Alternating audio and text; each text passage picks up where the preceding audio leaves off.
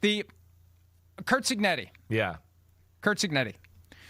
Why do you think no one's, and maybe they are, and it's all just very quiet right now because there's no reason to put it front and center. They got a game coming up on Monday night. Do you think Curt Cignetti is going to get any looks in this cycle? I don't really think so. I don't. And I don't feel like Curt Cignetti is going to look for that. Curt Cignetti has been a career journeyman who's just been fighting his whole life because he's not a politician and a bullshitter like most college coaches are, okay? He's fighting his whole life to get there and be where he is right now. Because, I'm sure, and again, you know this too. I mean, coaches who are real blunt and straightforward with the answers. Some, owners, whatever, decision maker. Whoa, he's a strong personality. Whoa, I don't know about this, right?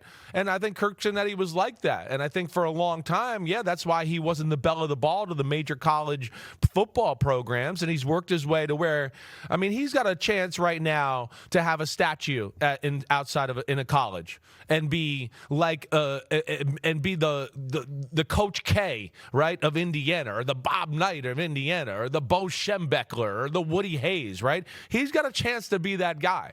And yes, I know he can make more money on a yearly basis in the NFL, but as we know in the NFL, it can flip like that in 2 or 3 years. And I think there's less of a chance of that happening in Indiana. And he's got it so set up and a just rolling machine right now to why I'd go, why would you want to leave that right now? You're on the way to legendary college status. And that's at least my 2 cents on that, Mike. If and when he has a statue at Indiana, if they get the likeness right, it's going to induce people to piss their pants when they walk up to it. When he gets, he's got that stare. He's amazing. Right?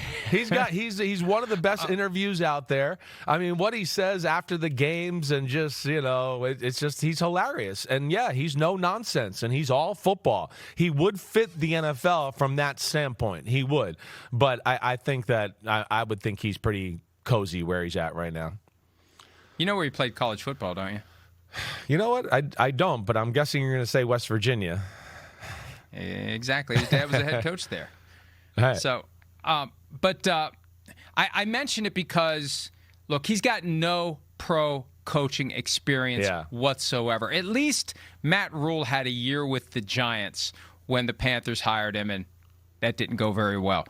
He's been at Pittsburgh, Davidson, Rice, Temple, Pittsburgh again, NC State, Alabama, and then became a head coach, IUP, Elon, James Madison, and now 2 years of big-time college football. So he doesn't really have anything on his resume that would scream out, let's come turn around an NFL team. And I mentioned him because he's 64, and I can't help but wonder if he was 44, would there be a different, this guy's still got years to grow and learn and develop. At 64, what are we really getting? So it's just a tiny little example I thought of to prove the point that sometimes you're going to skew young because sometimes you don't have time to wait for a guy to get. And I'm not saying that would be, maybe there's a way to stick-hand your way around the Age Discrimination and Employment Act. We don't have 10 years. We don't have 15 years for this guy to fully blossom into what he could be at the NFL level. We're trying to win right now. And the reality is, given what he's done in Indiana. I mean, you go from IUP to Elon to James Madison. It's incredible. To Indiana, and you kick ass from the moment you show up. Yeah. I'm amazed. And again, we don't, there may be phone call. You don't have to file any paperwork with the league office if you're talking to Curt Cignetti. And once we get through the national championship, we'll see if someone makes a run at a $15 million signing bonus. As far as the coach. Buyout. Yeah. I'm sorry, $15 million buyout. And he's in line to make like $13-14 million a year. So it'd take a lot of money. You'd have to really believe. That's what somebody told me when I was sniffing around about Cignetti a couple of weekends ago. You have to be very convicted in the idea of Cignetti if you're going to go down that path because it's going to be a huge financial investment. And if it doesn't work, it may be your ass. Yeah, exactly. If you're the person recommending Curt Cignetti. Right. And I would think because of his age, he'd be less willing to want to do that. Maybe if he was in the 40s, he'd go, okay, I'll tackle the NFL and see if I could take it. I can can always go back to, the college football if it doesn't work out. I do think he fits the NFL mold. I mean, he certainly does as far as pure football coach, knows how to manage games. When you watch them, right, and watch them play, and I did college football, watch them on film, you go, wow. I mean, it's sound. It's creative. It really is. It's a different level from what you see from most college coaches. But, I argue with him just like I would argue with Marcus Freeman at Notre Dame. Like, man, you got it rolling right now. You got it going. You're set up for years and years of success. And I know maybe you can make 18 million somewhere, but man, 13 or 14 somewhere is pretty damn good, and the security that comes along with it. So I expect Cignetti to stay there, and I'm pumped for that Indiana-Miami game. It kind of feels like it's, they play pro-style football. I think that's what's crazy, right? Miami plays, we're going to ball control, we're going to play to get to 3rd and 2, and then we're just going to barely get the first down, and then we're going to ball control, and then we're going to play to get to 3rd and 2, and we're going to play defense. And I'm excited to watch that game Monday night. And one last point on Cignetti. If he aspired to be an NFL head coach, he probably would have found his way onto a staff at some point.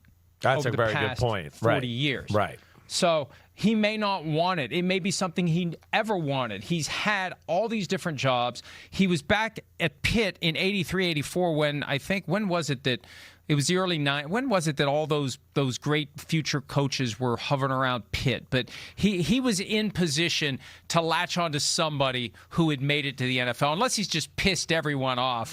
And to which I say, bravo. That he can't, a phone call and they just hang up. They don't even answer it. Kurt's looking for a job. I don't want Kurt around, but it works. It works. And, he doesn't play the game. He isn't a BS. It reminds me of my good friend Mike Zimmer to some extent. The ship didn't come in for him until later in his coaching career because he wasn't willing to go in and kiss ass. Right. He's a football coach. He's not going to hide that. He's going to go in and tell the owner, here's what you need to do your job better. I'll coach you too. Yeah. All right, let's take a break. It goes like that. But that's when you hear some of the stuff about Brian Flores and those bad rumors sometimes. Oh, he's really tough on every. As I told you earlier in the week, that was the Shanahan. I mean, that was the rumor. He's too tough on everybody. He was down in Atlanta, and he's too tough on the coaches. They were all taken back by it.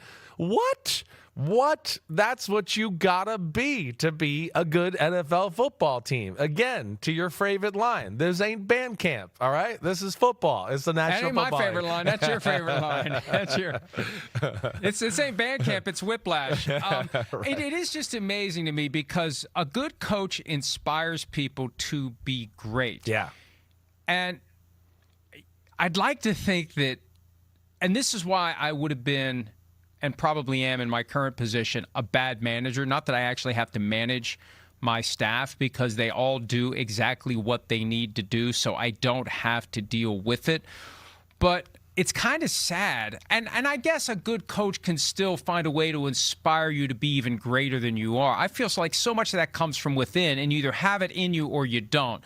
But I guess a good coach can draw it out of you from somebody who hasn't shown it yet, or from somebody who's content to be this, just showing people ways you can be even better. And if you get everybody in the organization doing their job just a little bit better, that's how it all snowballs into a championship caliber program. Hi, it's Mike Florio. Thanks for watching PFT on YouTube. Hit subscribe for the latest news and analysis from Pro Football Talk.